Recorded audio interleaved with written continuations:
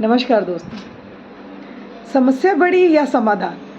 No doubt समाधान बड़ा है, लेकिन कई बार हम इतने उलझ जाते हैं कि समाधान की तरफ तो दिमाग ही नहीं जाता है।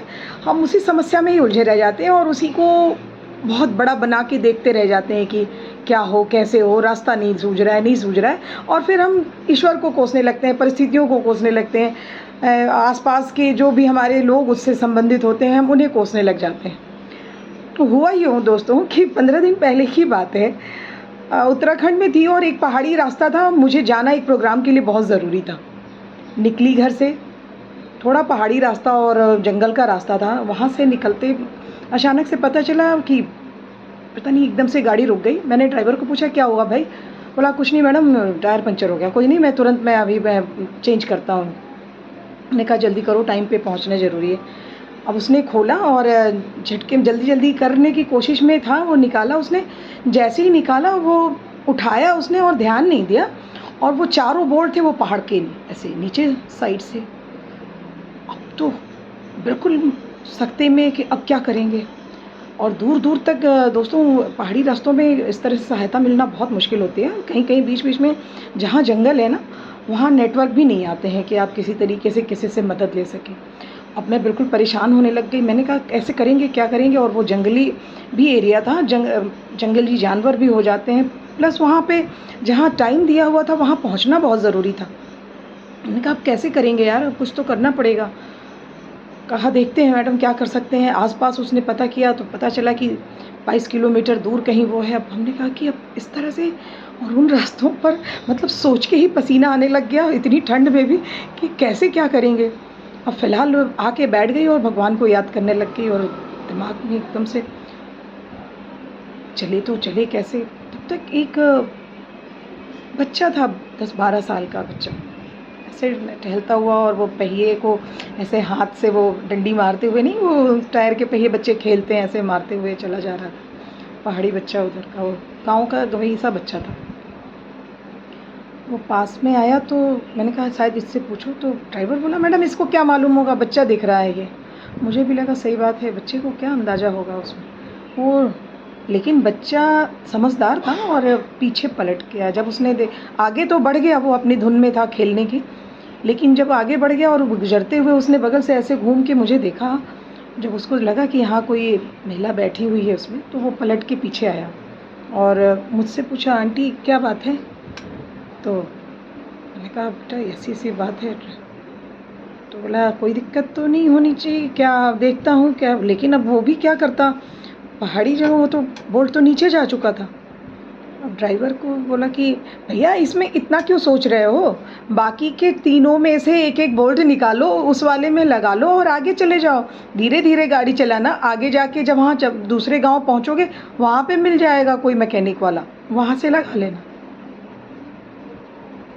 ऐसे झटके में उसने बोला और बोलता हुआ अपने बेख्याली में वो आगे बढ़ गया।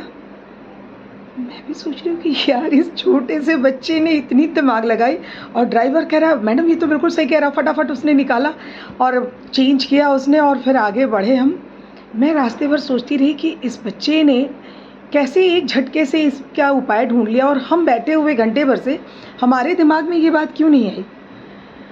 दोस्तों सभी के दिमाग में ऐसा क्यों नहीं आता कि हम समस्या को फ़ोकस ना करके हम समाधान की तरफ फ़ोकस करें?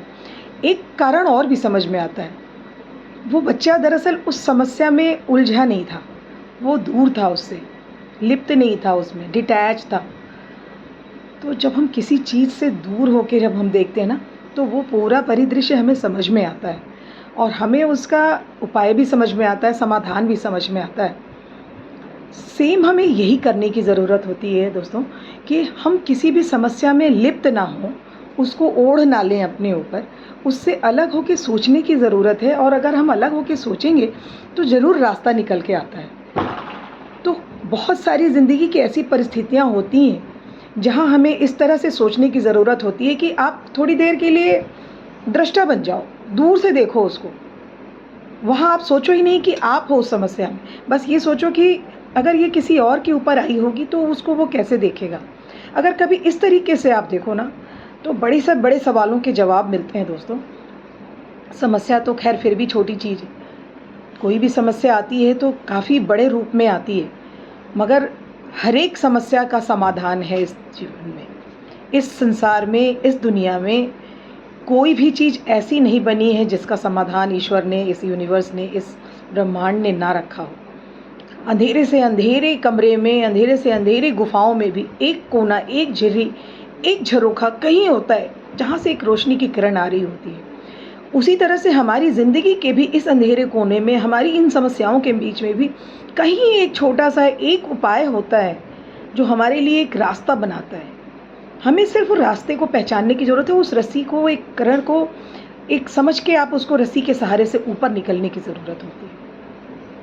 जब भी हम अपने आप को डिटैच करके देखें, कोई समस्या आती है दोस्तों, एक बार बहुत परेशान हो जाते हैं, ठहरें, आँख बंद करें अपना और थोड़ी देर के लिए अपने आप को उससे अलग करें। अलग करके फिर उसके बाद अगर उसको सोचने के लिए देखिए दोस्तों, पक्की तरह से हर हाल में उसमें कोई ना कोई उपाय सूझेगा, कोई ना कोई समाधान सूझेगा। इस तरह से अगर हम चीज़ों को देखना शुरू कर देते हैं, तो हम बहुत शांत दिमाग भी हो जाते हैं, धीर हो जाते हैं, गंभीर हो जाते हैं। देखने का हमारा नज़रिया बदल जाता है, पूरा व्यक्तित्व बदल जाता है और धीरे-धीरे, धीरे-धीरे चीज़ों को हम समझना शुरू करते हैं, तो अपने आप रास्ते बनने शुरू हो जाते हैं। तो इस तरह से हम देखें और इस तरह से चीज़ों को अगर करें, तो ज़रूर रास्ता पाएँगे, ज़रूर समाधान पाएँगे और हम सब अपने आप को एक दिन एक सुलझा हुआ समझदार इंसान कह पाएँगे। क्यों दोस्तों, सही कह रही हूँ ना? नमस्कार दोस्तों, धन्यवाद।